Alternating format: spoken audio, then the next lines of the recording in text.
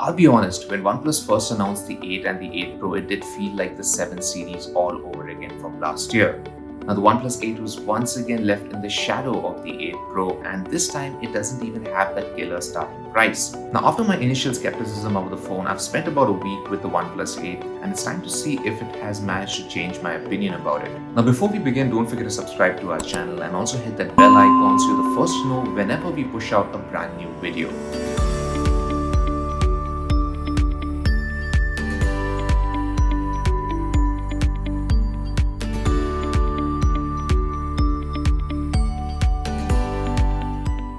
I wasn't a big fan of the circular camera bump on the OnePlus 7T, and I'm glad that's gone away. However, I do miss the frosted finish of the glass back.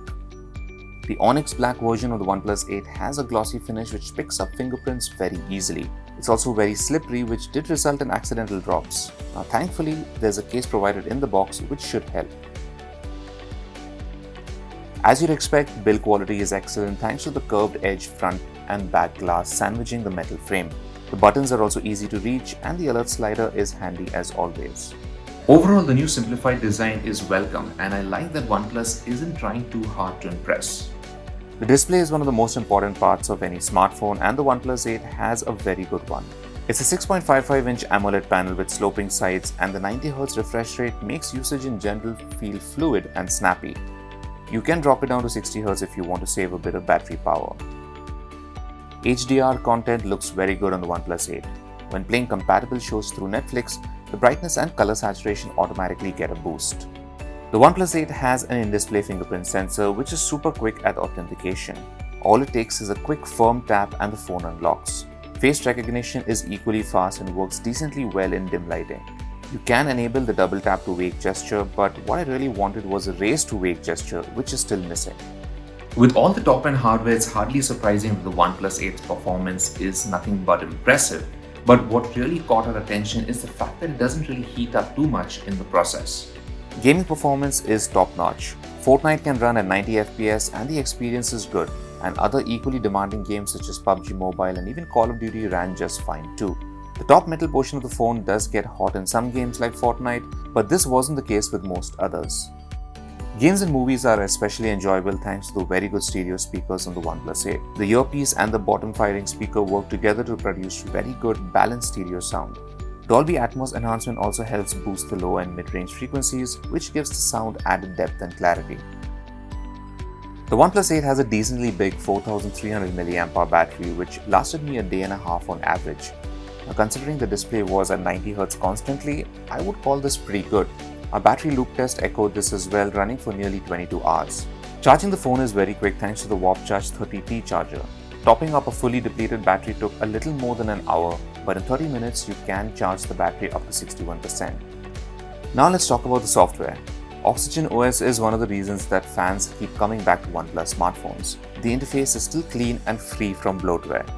The new launcher now offers more seamless multitasking experience. There's 5GB of free cloud storage for backups once you've signed in with a OnePlus account, a built-in screen recorder and dynamic wallpapers. It's time to talk about the elephant in the room here, and that's the cameras. The OnePlus 8 has the same 48MP Sony IMX586 sensor with optical stabilization as the OnePlus 7T. This is paired with a similar 16MP wide-angle camera. However, the biggest change or downgrade in my opinion is the introduction of a 2MP macro camera in place of the 7T's telephoto camera. Now, the OnePlus 7T captured macro shots using its wide-angle camera, which means there wasn't really any need for a dedicated macro camera on the OnePlus 8. In my opinion, this is kind of a wasted opportunity, and honestly, I didn't really find myself using this 2MP sensor all that much. In daylight, the OnePlus 8's main camera captures detailed images with vivid colors and balanced HDR. I was surprised at how closely the wide-angle camera matched the colors and overall tone of the main one, as we've often seen a mismatch with other phones. Close-ups look good too, with plenty of detail and saturated colors. Portrait mode works well, although you can't adjust the level of blur before or after you've taken a shot. Low-light photos are decent, and the app automatically brightens images when shooting with the main camera, without the need to switch to nightscape. In fact, I found very little difference between a regular photo and the one shot with nightscape. This does not apply to the wide-angle camera though, which captures quite terrible low-light shots in auto mode, but it does deliver better results with nightscape enabled. The 16 megapixel front camera is not bad as long as you give it enough light. During the day, selfies had good detail and HDR was handled well too when shooting against the light. Low light selfies looked heavily processed though, and depending on the location of the light source, the results varied wildly. Portrait mode often failed to detect our outline correctly too. Now, one neat detail I liked is that when shooting selfies, a little ring around the front camera lights up so you know where to look, which is helpful in low light. The OnePlus 8 can record up to 4K resolution video at 60 FPS, which isn't as flashy as having 8K 30 like the Mi 10, but I don't foresee many complaining about this. The quality at 4K is very good, footage is stabilized well, and the color tone is retained even if you switch to the wide-angle camera. In low light, noise is suppressed pretty well, but there's a nagging focus hunting issue every time the frame changes even a little bit. Now you can switch between the wide-angle camera and main camera when shooting, but only up to 4K 30 FPS, as this is not possible at 60 FPS. The most annoying thing about the video mode on the OnePlus 8 is that there's no easy way to change the resolution or frame rate from within the viewfinder. If you currently own a OnePlus 7T, then there's absolutely no need to jump to the 8. However, if you're still hanging on to your 6T or anything older, the OnePlus 8 would be worth switching to.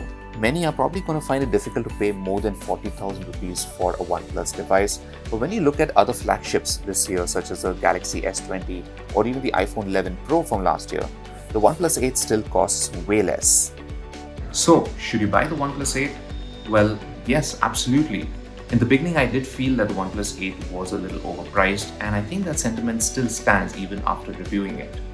I don't think the 12GB model offers very good value. Since at nearly 50,000 rupees, I would be really tempted to pay a bit more and get the OnePlus 8 Pro instead. I do feel that OnePlus should have given the 8 IP-rated waterproofing and even wireless charging. I would have even taken an IP67 rating and maybe even a 10-watt wireless charging rather than having nothing at all. However, I do feel that OnePlus will fix this in the OnePlus 8T. However, that is still a long way away. So, thanks for watching our review of the OnePlus 8. Let us know what you think of this phone. Is it still a great value flagship? Let us know in the comments below. And as always, for everything tech, log on to gadgets360.com.